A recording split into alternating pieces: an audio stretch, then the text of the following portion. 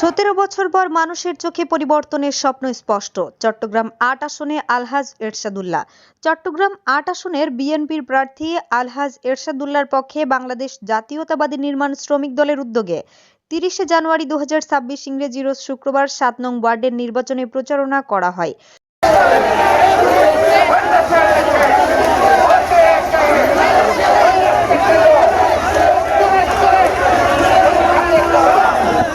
এ সময় উপস্থিত ছিলেন বাংলাদেশ জাতীয়তাবাদী নির্মাণ শ্রমিক দলের বৃহত্তর চট্টগ্রাম জেলার সহ-সভাপতি জসিম উদ্দিন, সাবেক মহানগর ছাত্র দলের সহ-সভাপতি মোহাম্মদ জিয়া, বাংলাদেশ জাতীয়তাবাদী জাসাস পাঁচলাইশ থানার সাধারণ সম্পাদক মোহাম্মদ শাহেদ, পাঁচলাইশ থানা যুবদল নেতা মোহাম্মদ ফরিদ, চট্টগ্রাম ইউনিভার্সিটি সাবেক ছাত্রদল নেতা মোহাম্মদ আফিক, চট্টগ্রাম ভার্সিটির সাবেক ছাত্রনেতা সরওয়ার উদ্দিন চৌধুরী জিন্না, জাতীয়তাবাদী নির্মাণ শ্রমিক দলের সভাপতি মাজু মিয়া, পাঁচলাইশ থানা বরুণ বড়ুয়া ওয়ার্ড সাধারণ সম্পাদক মনির আহমদ ড্রাইভার সহ সাধারণ সম্পাদক খোকন, পাঁচলাইশ থানা সহ সভাপতি বাইজিদ ইসমাইল, ইকবাল, মুসলিম লিটন, মোহাম্মদ খলিল, মুহাম্মদ নূর নবী, মোহাম্মদ বাসামিয়া, মোহাম্মদ গফুর, মোহাম্মদ নাসিম, সাত্তার, মোহাম্মদ বাশেদ, মোহাম্মদ রফিক, মামুন, জয়নাল, মোহাম্মদ মফিজুর রহমান, মোহাম্মদ কামাল, মোহাম্মদ বেলাল হোসেন,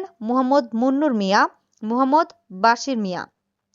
আলহাজ এরশাদুল্লাহর পক্ষে বক্তারা বলেন, চট্টগ্রাম ৮ আসনের মানুষ এবার ধানের শীষের প্রতীকের পক্ষেই ঐক্যবদ্ধ।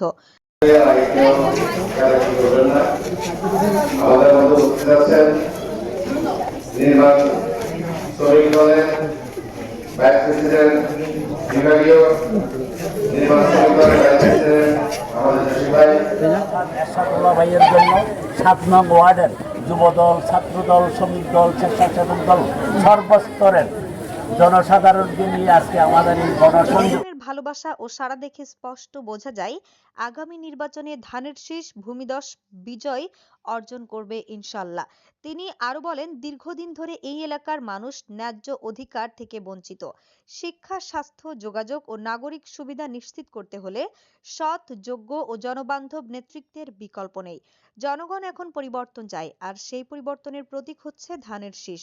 গণসংযোগ ও প্রচারণা কর্মসূচি বিবির হাট সুন্নিয়া মাদ্রাসা থেকে শুরু করে গাউসিয়া আবাসিক সহ বিভিন্ন গুরুত্বপূর্ণ স্থানে নেতাকর্মীরা সাধারণ মানুষের সঙ্গে মত বিনিময় করেন। এ সময় এলাকাবাসী স্বতঃস্ফূর্তভাবে অংশগ্রহণ করেন এবং প্রার্থীর প্রতি সমর্থন ও ভালোবাসা প্রকাশ করেন। স্থানীয় বাসিন্দারা জানান, আলহাজ এরশাদুল্লাহ একজন পরিচ্ছন্ন ভাবমূর্তির মানুষ এবং তিনি এলাকার উন্নয়নে কার্যকর ভূমিকা রাখবে।